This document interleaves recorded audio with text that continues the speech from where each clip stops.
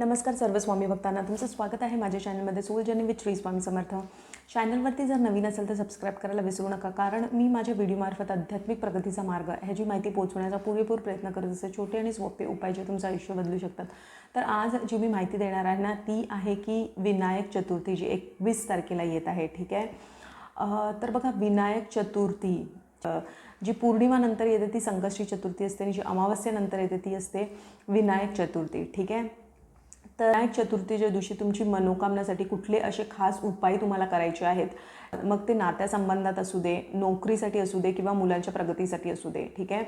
तर ह्या विषयीची मी माहिती देणार आहे. त्या अगोदर आपण स्वामींना वंदन करूया आणि मग मी माझ्या माहितीला सुरुवात करते. ठीक आहे. अनंत कोटी ब्रह्मांड नायक राजाधिराज योगीराज अक्कलकोटे निवासी श्री स्वामी समर्थ महाराज की जय. अवधूत चिंतन श्री गुरुदेव दत्त श्रीपादराजम शरणम प्रपद्ये. श्री स्वामी समर्थ सर्वांना. तर बघा, विनायक चतुर्थी जी 21 तारखेला येत आहे. ठीक आहे. आता मी थोडीशी माहिती देते की गणपती बाप्पांना 21 दुर्वा हे आपण का अर्पण करतो. ठीक आहे. तर 21 दुर्वा हे ह्यासाठी आपण अर्पण करतो की गणपती बाप्पांनी अन्नलासूर करून असुर आहे त्याला गिळलं होतं आणि त्यामुळे त्यांच्या पोटात खूप आग झाली होती. ठीक आहे.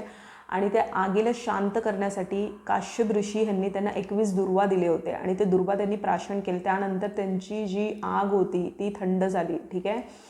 तर त्यामुळे आपण 21 दुर्वा हे गणपती बाप्पांना अर्पण करतो आपण. ठीक आहे.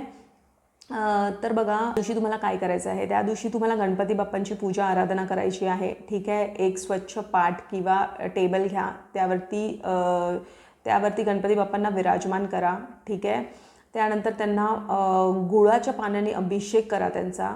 ठीक आहे. त्यानंतर मग तुम्ही त्यांना अष्टगंध, हळद कुंकू, गणपती बाप्पांना हळद कुंकू हे चालतं. ठीक आहे.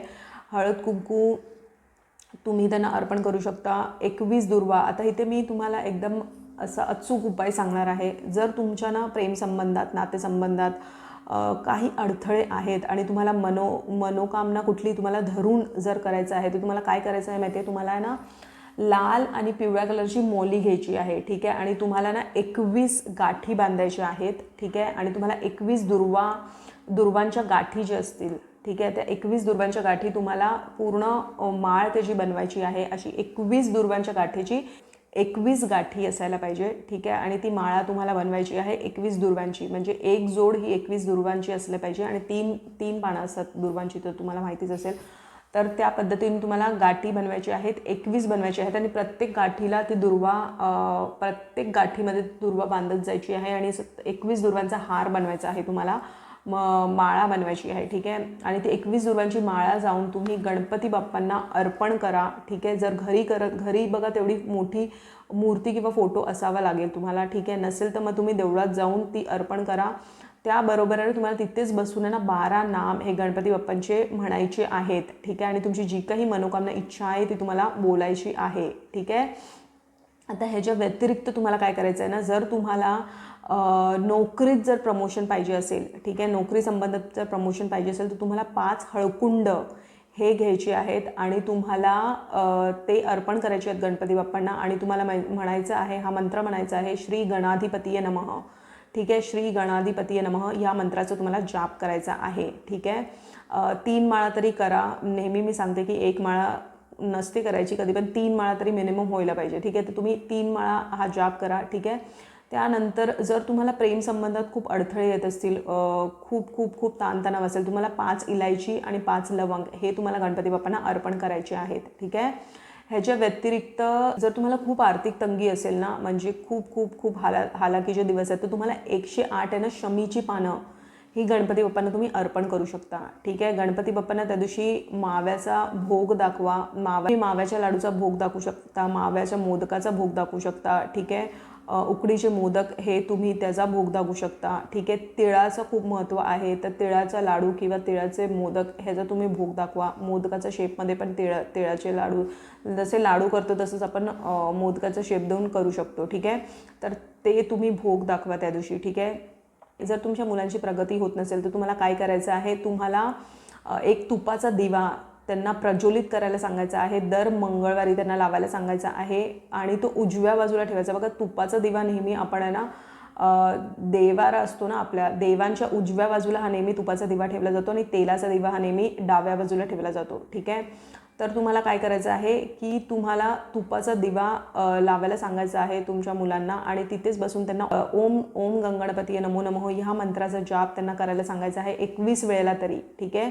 दर मंगळवारी किंवा बुधवारी हा उपाय त्यांना करायला सांगायचा आहे. जोपर्यंत त्यांच्यामध्ये तुम्हाला फरक नाही दिसत तोपर्यंत हा उपाय त्यांना करायला सांगा, ठीक आहे. ह्याच्या व्यतिरिक्त ना बघा एक नियमच ठेवा, म्हणजे दर संकष्टी चतुर्थी किंवा विनायक चतुर्थी ह्या दोन्हीमधून आहे ना महिन्यातून दोन चतुर्थी येतात, ठीक आहे. एक तरी उपवास, एक दिवशी तरी उपवास, या फिर तुम्ही संकष्टी चतुर्थीला उपवास किंवा विनायक चतुर्थीला उपवास हे ठेवायलाच पाहिजे, ठीक आहे. उलट्या पद्धतीने तुम्ही त्या दिवशी गणपती बाप्पांची सेवाही करू शकता आणि जे मी उपाय सांगितले ते करून बघा तुम्ही. आणि अजून काय, हां, आणि जर तुम्हाला गणेश यंत्र, ठीक आहे, गणेश यंत्र जर तुम्हाला त्याची स्थापना करायची असेल तर हा त्याच्यासाठी पण खूप शुभ दिवस असतो. तर तुम्ही गणेश यंत्र आणून तुम्ही तुमच्या देवारात सुद्धा स्थापन करू शकता, ठीक आहे. तसं उपाय मी सांगू, जर खूपच अडथळे असतील ना तर तुम्हाला तूप आणि गूळ हे तुम्हाला गणपती बाप्पांना अर्पण करायचं आहे, ठीक आहे. तूप आणि गूळ ह्याचा नैवेद्यसुद्धा दाखवू शकतात, गूळ खोबरं ह्याचा नैवेद्यसुद्धा तुम्ही दाखवू शकता. जर म्हणजे खूप अडथळे असतील तुम्हाला तर कुठल्याही देवळात जाऊन हे तुम्हाला गूळ आणि तुपाचा जो उपाय आहे तो तुम्हाला घरी नाही करायचा, तुम्हाला देवळात जाऊनच करायचा आहे. त्याच्या व्यतिरिक्त बघा दान धर्म हे खूप महत्त्वाचं आहे. कुठलेही सणवार आपले जे येतात, अमावस्या, पौर्णिमा आणि सणवार, हे आपल्या हिंदू धर्मात दान धर्माला खूप महत्त्व आहे. आपली पापही कापली जातात, आपले कर्म हे कापले जातात. ह्या पापाचा घडा हा कमी कमी होत जातो जर दान धर्म केल्याने, ठीक आहे. तर मी नेहमीच बोलते की गाईला चारा, चपाती किंवा गूळ, कुत्र्याला बिस्किट किंवा चपाती किंवा जे काही तुमच्या परीने तुम्ही देऊ शकता ते, आणि पशुपक्षींना अन्नधान्य आणि जल हे तुम्हाला द्यायचंच आहे.